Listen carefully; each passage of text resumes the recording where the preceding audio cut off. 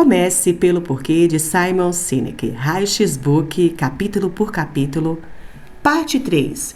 Líderes precisam de seguidores. A confiança começa a surgir quando temos a sensação de que outra pessoa ou organização é movida por outras coisas que não seu próprio ganho. Com a confiança vem um sentido de valor, um valor real, não apenas valor equacionado em dinheiro. Construir uma cultura, olhar para a mesma direção, ganhar ou perder juntos, não em separado. Isso porque o que torna uma companhia forte é a cultura, a noção de que há crenças e valores que todos, do CEO até o recepcionista, compartilham. Assim, segue-se a lógica. O objetivo não é contratar pessoas que apenas têm uma coleção de aptidões de que você necessita. O objetivo é contratar gente que acredita naquilo em que você acredita. Uma cultura não é melhor ou pior do que a outra, é apenas diferente. Eis aqui um exemplo de um anúncio realmente publicado.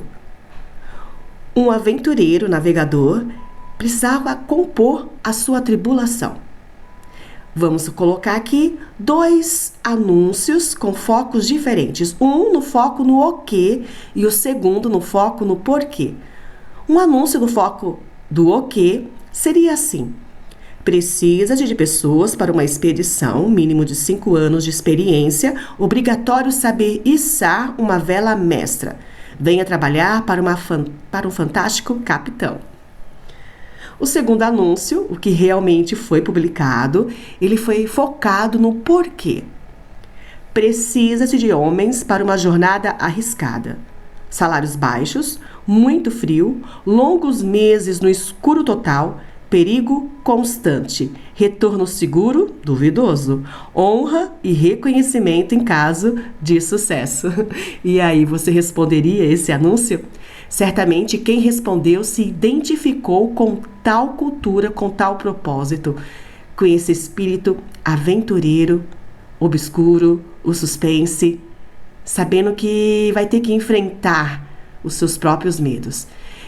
E aconteceu realmente essa navegação e o navio desse capitão, ele ficou ali entre gelo e até afundou e ficou parado por 10 meses. O capitão e seus tripulantes todos sobreviveram. Todos sobreviveram porque estavam preparados para enfrentar esse contexto. Não foram homens em busca de um capitão fantástico, mas foram em busca de um caminho cheio de perigo constantes. Eles estavam preparados, eles tinham um propósito maior do que a navegação, enfrentar aquela aventura. Aquilo era o que esperavam e eles estavam esperando por isso. Quando os funcionários eles vão trabalhar com uma noção maior de propósito, consideram mais fácil enfrentar tempos difíceis e podem até encontrar oportunidades nesses momentos. Começar pelo porquê, na hora de contratar, aumenta significativamente a possibilidade de atrair quem tem paixão por aquilo em que você acredita. Uma vez que isso esteja estabelecido, só então deverão ser avaliados seu conjunto de habilidades e sua experiência. Quando os funcionários sabem por que saem de casa para trabalhar, é muito maior a probabilidade de que as pessoas de fora compreendam por que essa empresa é especial. Nessas organizações, da direção até a base, ninguém é mais ou menos valorizado do que qualquer outro. Todos precisam um dos outros a serem lembrados do porquê de a companhia ter sido fundada e forem estimuladas a buscar caminhos para dar vida àquela causa, enquanto cumprem suas tarefas. Elas farão mais do que o seu próprio trabalho. Não foi Steve Jobs, por exemplo, quem concebeu o iPod, o iTunes ou o iPhone. Outros integrantes da companhia o fizeram. Jobs deu às pessoas um filtro, um contexto, um propósito mais elevado em torno de qual inovar. Buscar os setores existentes e já estabelecidos, aquele nos quais as empresas lutam para proteger os modelos antiquados de negócios. E desafiá-los, desafiar o status quo. Isto é o porquê da Apple ter sido fundada. Foi o que Jobs e Wozniak fizeram quando deram início à companhia. E o que o pessoal e os produtos da Apple têm feito desde então. É um modelo repetitivo. Os funcionários da Apple simplesmente buscam caminhos para dar vida à sua causa em tudo. E funciona. Companhias com um claro senso de porquê tendem a ignorar seus concorrentes, ao passo que aquelas com uma noção confusa do próprio propósito ficam obcecadas com o que as outras estão fazendo. Somente quando indivíduos são capazes de confiar na cultura ou na organização, eles assumirão riscos pessoais para fazer avanços naquela cultura ou organização. A inovação acontece no limite. Um propósito bem definido favorece a busca de estratégias para a resolução de problemas, ao caminho da inovação, a simetria entre correr risco e confiar em sua equipe. A prosseguir mesmo não sendo o primeiro, pois visualiza a causa, e ao comportamento recíproco. Quando as pessoas só focam realmente em ser o primeiro, quando o outro alcança o primeiro lugar, a pessoa desiste. Existe uma grande diferença entre saltar de um avião com paraquedas e saltar sem nada. A confiança, ela vem de ser parte de uma cultura ou organização como conjunto de valores e crenças comuns. A confiança é mantida quando os valores e as crenças são ativamente gerenciadas. Se as companhias não trabalharem de forma ativa para manter seu círculo dourado em equilíbrio, com clareza, disciplina e consistência, a confiança começa a desmoronar. Uma companhia, na verdade, qualquer organização, tem que trabalhar ativamente para lembrar a todos o porquê existe, porque foi fundada em primeiro lugar, em que acredita. Ela precisa tornar todos na companhia responsáveis pelos valores e pelos princípios que lhes servem de guia. Não basta apenas escrevê-las na parede, isso é uma atitude passiva. Bônus e incentivos devem orbitar em torno deles. A companhia tem que servir aqueles que ela quer que a sirvam. Sem uma confiança gerenciada, as pessoas vão se preocupar basicamente consigo mesmas. E confiamos em especial em quem conhecemos. Daí a estratégia de se usar celebridades em anúncios publicitários. Entretanto, é essencial que a celebridade personifique as qualidades que já existem na companhia para que realmente o público-alvo sinta confiança. É preciso escolher alguém que represente, que tenha uma ligação com o seu propósito, com a sua causa. Senão, o público-alvo não vai sentir confiança. Não é uma questão apenas de você chamar uma celebridade, um famoso, para fazer a propaganda porque ela é famosa, mas porque ela, antes de tudo, de certa forma, compartilha com a tua causa. E como conseguir influenciadores suficientes falando sobre você de modo que possa fazer o sistema chegar ao ponto de virada? Como fazer com que outras pessoas falem do seu produto, do seu serviço, para que você chegue àquele ponto de aumentar realmente as pessoas que você possa alcançar? É isso que vai tratar a próxima parte. E antes, para explicar esse ponto de virada, ele vai trazer aqui para a gente uma teoria chamada Lei da Difusão da Inovação. Como que se propaga, como que se dissemina um produto novo, um serviço novo. E para isso, ele vai lançar mão desta lei, que é esmiuçada no livro Atravessando o Abismo, de Geoffrey Moore. Nessa, ele faz essa curva aqui, que vocês estão visualizando. No lado inicial aqui da esquerda, estão as pessoas inovadoras, que estão sempre buscando intensamente novas ideias e produtos. Essas pessoas correspondem a apenas 2,5% da população. Do lado dela estão os adotantes iniciais. São aquelas pessoas que reconhecem de cara uma inovação e compram, são as primeiras a adotar.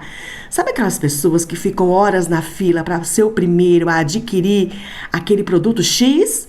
Então, esses são os adotantes iniciais. Essas pessoas correspondem a 13,5% da população.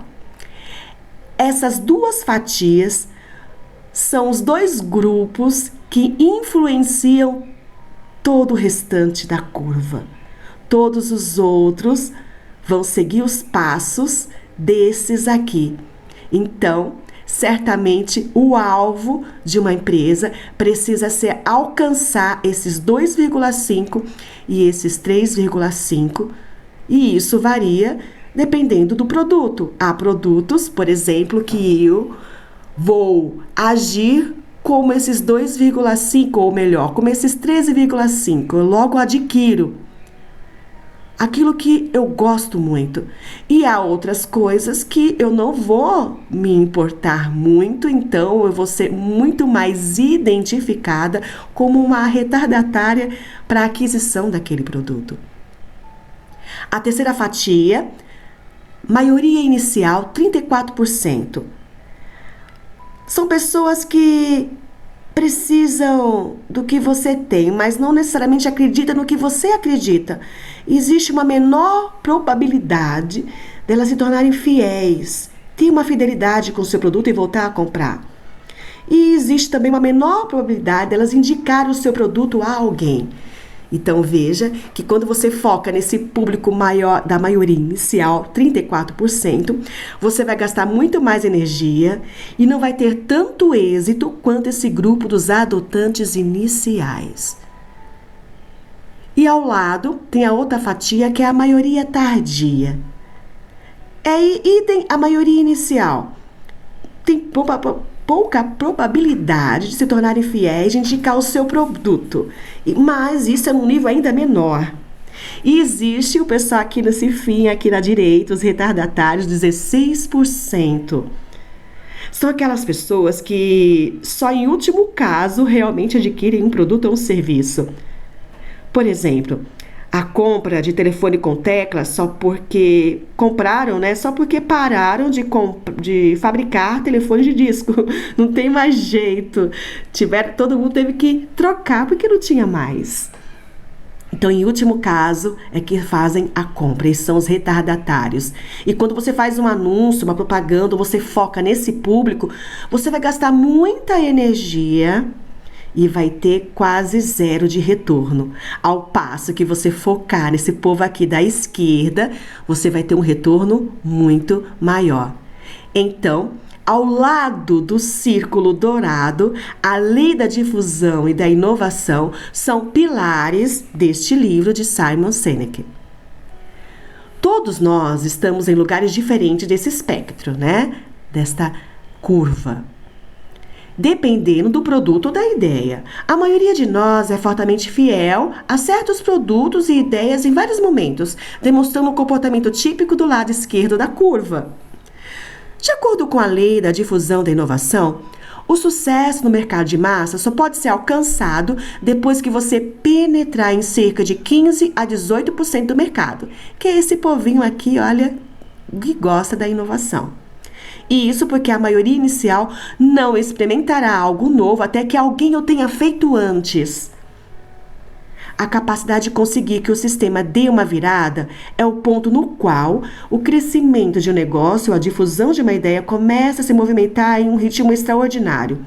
É nesse ponto também que o produto obtém a aceitação do mercado de massa, o ponto no qual uma ideia se torna um movimento. Quando isso ocorre, o crescimento não é apenas exponencial, é automático. Ele simplesmente acontece. É por isso que, geralmente mesmo, todas as grandes empresas, em especial as bilionárias, elas começaram pequenas e foram crescendo até que alcançaram um ponto que alcançaram sucessos extraordinários. O sucesso no mercado de massa é realmente difícil de acontecer, porque começa ali de grão em grão no início. A lei da difusão da inovação, ela deve ser considerada caso a aceitação no mercado de massa seja importante para você. Traga para o seu lado um número suficiente de pessoas do lado esquerdo da curva. Elas estimularão o restante a segui-las. O objetivo do negócio é achar pessoas que acreditam no que você acredita. O lado esquerdo da curva em forma de sino. Elas recebem um valor maior naquilo que você faz, elas percebem isso e vão pagar com satisfação o preço ou aceitar sofrer algum tipo de inconveniência para participar da sua causa, como ficar horas e horas numa fila ou esperar numa lista para adquirir o seu produto ou serviço. São aquelas que, por sua própria vontade, falarão a outros sobre você. Esses 15 a 18% não são constituídos de pessoas que simplesmente querem comprar o produto. É o percentual de quem compartilha suas crenças e quer incorporar suas ideias, seus produtos e serviços na sua própria vida, como o quês de seus próprios porquês. Então, a resposta para a pergunta aqui colocada, como conseguir influenciadores suficientes falando sobre você de modo que possa fazer o sistema chegar ao ponto de virada? Eis a resposta. Focar no porquê, o propósito, a crença, a causa. E no público do lado esquerdo da curva, para mostrar como o produto ou serviço ajuda a fazer essa causa avançar. Parte 4. E como mobilizar aqueles que acreditam? Há uma fórmula que o autor coloca ao longo desta parte, que é uma combinação de propósito, o círculo dourado equilibrado e ele adiciona aqui um outro item, carisma. Ele coloca que o círculo dourado, na verdade, é um cone visto do lado de cima. Então, o porquê assume aqui o topo, o como fica aqui no meio e o que aqui na parte inferior, a base. Carisma não tem nada a ver com energia. Vem de uma clareza do porquê. Vem de uma crença absoluta em um ideal maior do que a própria pessoa. A energia, por outro lado, vem de uma boa noite de sono ou de muita cafeína. A energia ela pode empolgar, mas só o carisma é capaz de inspirar. O carisma comanda a fidelidade, a energia não. Ao inspirar, o próximo passo é saber ampliar isso para engajar um movimento. Então, carisma é uma das estratégias intrínsecas para se ter em um líder e engajar o outro. Vejam, ao observar esse cone, que o porquê ilumina todo o restante. O autor ele cita alguns exemplos diversas vezes ao longo do seu livro, como Martin Luther King, o caso da Apple, da Microsoft, entre outros. E um caso especial é o Martin Luther King. O autor fala que ele não mudou os Estados Unidos, ele mesmo não mudou. Ele não era um legislador, mas depois dele foi criada uma legislação para dar direitos iguais a todas as pessoas do país, independente da cor da pele. Não foi King quem mudou os Estados Unidos, foi um movimento de milhões de outras pessoas a quais ele inspirou que mudou o curso da história. Mas como é organizar milhões de pessoas? Esqueça os milhões. Como é possível organizar centenas ou dezenas de pessoas? A visão e o carisma do líder são bastante para atrair os inovadores e os adotantes iniciais. Confiando em sua intuição, essas pessoas farão os maiores sacrifícios para tornar a visão realidade. Com cada êxito, com cada demonstração tangível de que a visão pode de fato se tornar realidade, a maioria da mentalidade mais pragmática começa a demonstrar interesse. Deixa eu colocar aqui na linha de cima para ficar melhor. Os que sabem o porquê precisam dos que sabem como. Uma parceria que precisa de confiança e clareza da visão, o porquê. da companhia e da missão, princípios, a rota. Então veja, aqui foi uma parceria entre Martin Luther King e aquelas pessoas que sabiam o como. Uma pessoa que é caracterizada pelo porquê, ela não consegue colocar em prática suas ideias sem o pessoal do como. Independente de o que fazemos em nossas vidas, nosso porquê, o propósito, a causa ou a crença que nos impulsiona nunca muda. Ele é o mesmo. Uma empresa que foi fundada com propósito X, ela necessita permanecer com essa causa. Se o nosso círculo dourado estiver em equilíbrio, o que fazemos é apenas uma forma tangível que encontramos de reanimar a nossa causa. Na verdade, esse círculo dourado, tridimensional, esse cone, é uma espécie de megafone. Ele por si só vai gritar e falar sobre o valor da sua companhia. E faz aqui uma comparação, né, com o círculo dourado, né, ele aqui na visão tridimensional. As companhias organizadas hierarquicamente têm lá o seu líder, sempre lembrando e iluminando o porquê da empresa, tem a equipe do como, e eles se unem para fazer o quê? Né? Um produto, um serviço que vai divulgar ao mercado. Mas muitas empresas, na maioria das vezes, como que se comportam? Elas não vêm daqui de cima para então sustentar a base. Elas, na verdade, começam de baixo, visualizam apenas o produto, não sabem qual o propósito. E isso se torna uma visão caótica. E o autor, ele retoma então a comparação que faz esse seu círculo dourado com o funcionamento do cérebro, porque na verdade a nossa decisão ela surge aqui, ó, do nosso sistema límbico e não aqui do neocórtex, que é a parte relacionada à linguagem. Muitas vezes escolhemos algo e não sabemos explicar, apenas sentimos e entendemos internamente, porque muitas vezes a decisão a gente não sabe explicar na linguagem, mas sentimos, temos a intuição que é verdade. Por exemplo, eu posso falar aqui para vocês a descrição do que é ser mãe.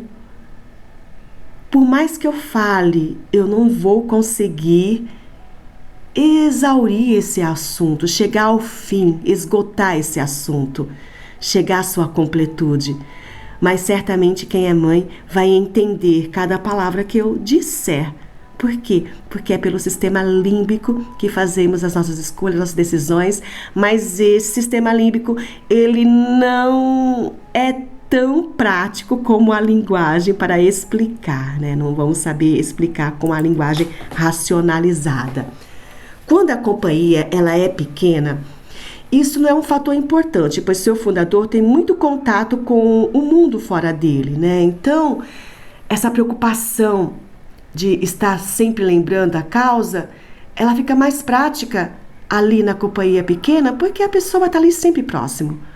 Pode haver pouca oferta de pessoas do tipo como, e assim o fundador opta por tomar ele mesmo a maioria das grandes decisões. É o fundador ou líder quem efetivamente sai para falar com os clientes, vender o produto e contratar a maioria dos funcionários, se não todos eles. Diante agora do crescimento da companhia, a tarefa do CEO, do líder, é personificar o porquê. À medida que a organização cresce, o líder sai fisicamente de cena, ele se afasta de o que a companhia faz e se afasta do mercado lá fora, porque ele precisa trabalhar na iluminação, na personificação do propósito. Ele não pode estar em todos os locais ao mesmo tempo, já que a companhia cresceu. A tarefa do CEO, a responsabilidade do líder, não é só concentrar no mercado, no lado de fora, mas se voltar para a camada que está logo ali abaixo, a do como. O líder tem que assegurar que haja pessoas na equipe que acreditam no que ele acredita e saibam como construir aquilo. As pessoas do tipo como são são responsáveis por compreender o porquê e devem trabalhar todo dia para desenvolver os sistemas e contratar pessoas que, no fim das contas, serão as responsáveis por dar vida ao porquê.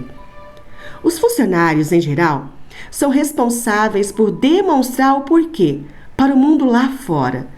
Tudo que a companhia diz e faz. O desafio é serem capazes de fazer isso com clareza. Assim, o CEO é responsável em comunicar dentro da empresa e os funcionários para o público lá fora, juntamente com seus produtos e serviços. Agora, na falta de uma linguagem adequada para compartilhar nossas emoções profundas, nosso propósito, nossa causa, nossa crença, contamos histórias. Exatamente, usamos símbolos, parábolas, analogias para intensificar ou compreender um pouquinho melhor o que queremos transformar. Usamos símbolos, criamos coisas tangíveis para que aqueles que acreditam naquilo que acreditamos possam apontar e dizer: este é o porquê de eu estar inspirado, se for feito da maneira adequada, e nisto que se transforma o marketing e a marca e os produtos e serviços, uma forma de organizações de se comunicarem com o mundo. Comunique-se claramente e será compreendido. O marketing do estilo de vida precisa ter clareza, disciplina e a consistência. Um exemplo disso é a logomarca da Harley Davidson. Há pessoas que tatuaram, essa logomarca em si mesma. Elas se identificaram tanto com o propósito, com a causa, que enxergam muito mais do que o produto. O produto é apenas tangível, apenas tangencia aquilo que a companhia acredita. E, na verdade, a pessoa, ela sabe que aquele propósito está nela também, faz parte dela também. E isso, então, fica intrínseco, é intrínseco. Vou colocar aqui uma outra forma aqui. Então, a escolha, o que e como alinhados ao seu propósito. Este é o filtro, o teste simples para a tomada de decisão. Então, se o que, o grupo da equipe do OK propõe um tipo de serviço ou proposta, e para saber se vai realmente ter êxito, é só passar pelo filtro.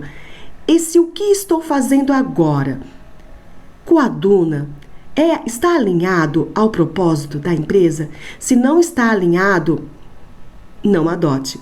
Esse é o filtro, é o teste, que ele fala que é o teste de Apple, né? O teste. Se não combina, então não. Se o propósito é uma alimentação saudável, eu vender bolo de chocolate não está alinhado à minha proposta. Ah, mas é gostoso. Sim, mas aquele grupo, aquele que é fiel mesmo, aquele cuja a proposta já está ali intrínseca a eles, que é uma alimentação saudável, esse grupo vai perceber que você não é coerente, não vai confiar mais. E é esse grupo que fala e que influencia os outros grupos. Então, é realmente uma jogada que você ganha a curto prazo, mas você vai estar ruindo ali a sua base de propagação. Então, é necessário ser fiel realmente ao propósito da empresa e não fazer algo ou propor um serviço que não tenha nada a ver com o seu propósito só para pegar a onda do momento, a modinha daquele momento. Você vai realmente ter um ganho, mas é muito ínfimo comparado ao que você ganharia a longo prazo sendo uma pessoa, uma companhia coerente aos seus propósitos iniciais, né? Agora, se uma companhia tenta muitas vezes aproveitar as oportunidades do mercado de modo inconsistente com o seu porquê, com o tempo esse porquê fica nebuloso e a sua capacidade de inspirar e criar fidelidade se deteriora. Parte 5. O maior desafio é o sucesso. Conseguir o sucesso agora, o sucesso é um desafio também esse momento. E algumas frases que ele usa aqui, inspiradoras, do fundador da Walmart. Comemorem seus sucessos. Descubram algum humor em seus fracassos. Sempre vamos ter fracassos. E é preciso olhar isso com humor.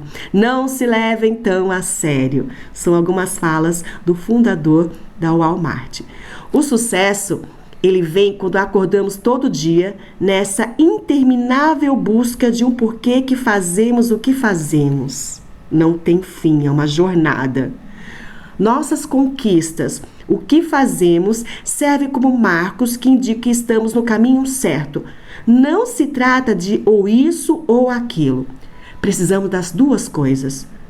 Um homem sábio disse uma vez: o dinheiro não compra a felicidade, mas paga pelo iate no qual vamos navegar por ela. Aqueles que têm a capacidade de não perder o porquê de vista, não importa quão grande ou muito tenham conquistado, podem nos inspirar. Os que têm a capacidade de não perder o porquê de vista e também guardar os pontos de referências que mantêm todos focados na direção certa, são os grandes líderes. Para os grandes líderes, o círculo dourado está em equilíbrio. Eles perseguem o porquê, estão cientes de como fazer isso e o que fazem serve como prova tangível daquilo que acreditam. Mas a maioria de nós, infelizmente, chega a um ponto no qual o que estamos fazendo e o porquê de estarmos fazendo perdem o equilíbrio entre si. O motivo pelo qual tantos pequenos negócios fracassam, no entanto, é que a paixão sozinha não é capaz de sustentá-los. Porque a paixão sobrevive, para que a paixão sobreviva realmente, é preciso uma estrutura. E quem é a estrutura? O como.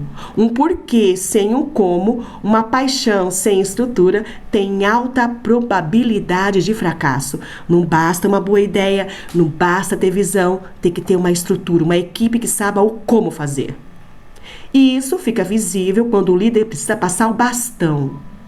Muitas vezes, seu sucessor não consegue prosseguir com clareza com o porquê da empresa e a chamada ruptura. Porque é preciso haver uma parceria entre o porquê e o como.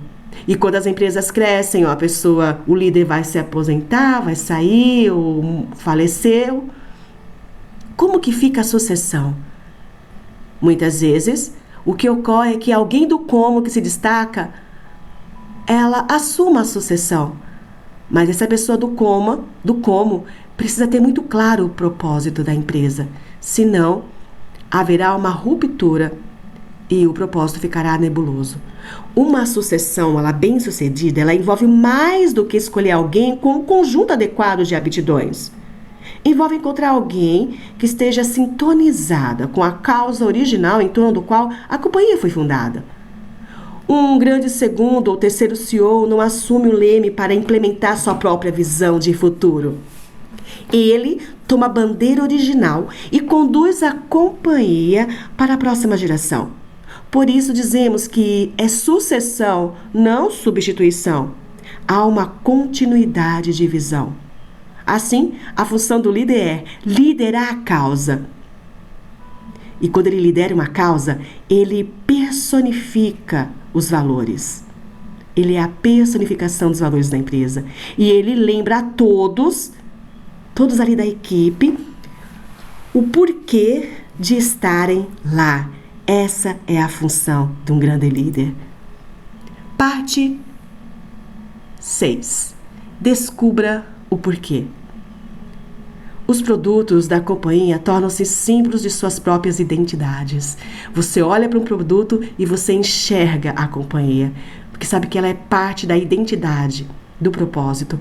Toda companhia, organização ou grupo com a capacidade de inspirar começa com um pequeno grupo, uma pessoa. Um pequeno grupo de pessoas que se inspiram para fazer algo maior do que elas mesmas. Dar clareza ao porquê, ironicamente, não é a parte mais difícil. É a disciplina para confiar na intuição, permanecer coerente com o propósito, a causa ou as crenças. Manter-se totalmente equilibrado e autêntico é a parte mais difícil. Aos poucos, que são capazes de construir em torno de sua causa um megafone, não apenas uma companhia, são os que adquirem a capacidade para inspirar. A sua coerência é o seu verdadeiro megafone. Ao fazer isso, eles mobilizam o poder para motivar pessoas que poucos podem imaginar, captar o porquê de uma companhia, uma organização ou compreender o porquê de qualquer movimento social começa sempre com uma coisa: você. Se você seguir seu porquê, os outros seguirão você. Nesse capítulo, o autor Simon, ele relata sua experiência como empresário. Ele mostra como ele chegou realmente ao seu propósito de vida, que independente do que ele fizer, ele precisa ser iluminado pelo seu propósito. E ele descobriu ao longo da sua jornada, nas suas quedas, que o seu propósito era inspirar pessoas. E para finalizar o livro, eu vou relatar aqui a história de Ben Coman, porque ela personifica a essência deste livro e vale a pena conhecê-la na íntegra para poder fazer o fechamento deste livro aqui do autor Simon Sinek. Soa o tiro e a corrida começa. Os corredores disparam pelo campo. Choveu no dia anterior e o terreno ainda está úmido. A temperatura está fresca, é um dia perfeito para correr. A linha dos corredores logo forma um agrupamento. Como um cardume de peixes, eles se juntam como se fossem um só. Movimentam-se como se fossem um só. O grupo estabelece um ritmo que preserve o máximo de suas energias para toda a corrida. Como em qualquer corrida, em pouco tempo os mais fortes começarão a se destacar na frente e os mais fracos ficarão mais atrás. Mas não Ben Coman. Ben ficou atrás desde que soou o tiro da partida. Ben não é o corredor mais rápido da equipe. Na verdade, é o mais lento. Nunca venceu uma única corrida durante todo o tempo em que tem estado na equipe de cross-country do Hannah High School. Bem, você sabe, tem paralisia cerebral. A paralisia cerebral, condição que com frequência causada por problemas no parto, afeta os movimentos e o equilíbrio. Os problemas físicos duram a vida inteira. A deformação na coluna vertebral resulta em uma postura retorcida. Frequentemente músculos definham e o reflexo motor é lento. Rigidez nos músculos e nas articulações também afetam o equilíbrio. Os portadores de paralisia cerebral costumam caminhar de modo instável. Os joelhos se chocam e os pés se arrastam. Para alguém de fora, podem parecer desajeitado ou mesmo que tenha alguma fratura. O grupo avança cada vez mais. E quando Ben, ele fica para trás.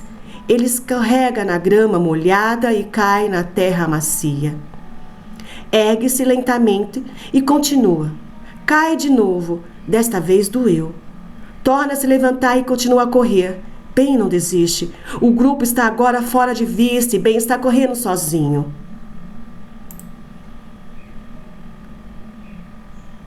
Sozinho, tudo está quieto. Ele consegue ouvir a própria respiração ofegante. Sente-se solitário. Volta a tropeçar nas próprias pernas e mais uma vez cai.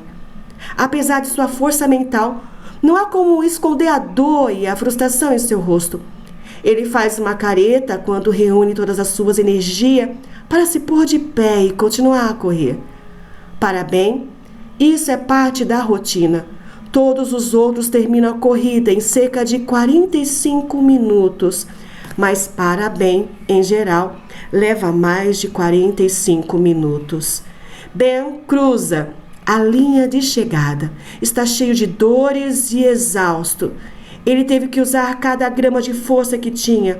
Seu corpo está ferido e ensanguentado. Está coberto de lama.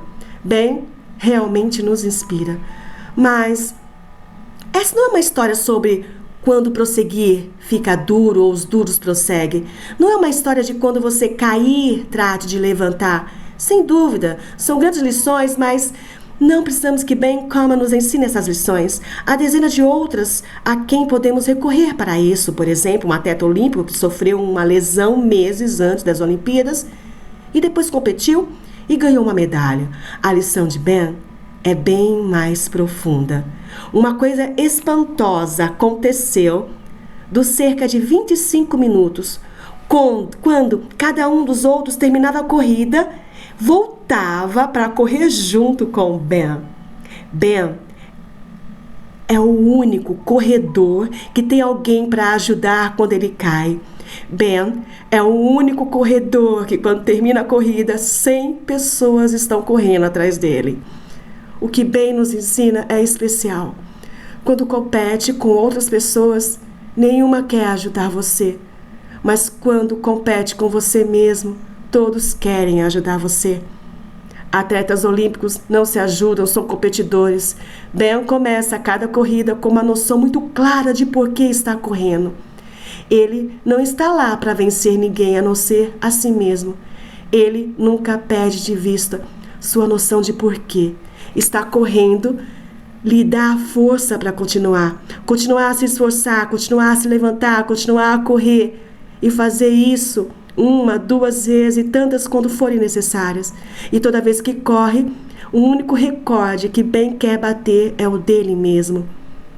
Pense agora em como fazemos negócios. Estamos sempre competindo com alguém, estamos sempre tentando ser melhores do que os outros, melhor qualidade, melhores recursos, melhor serviço, sempre nos comparando com os outros.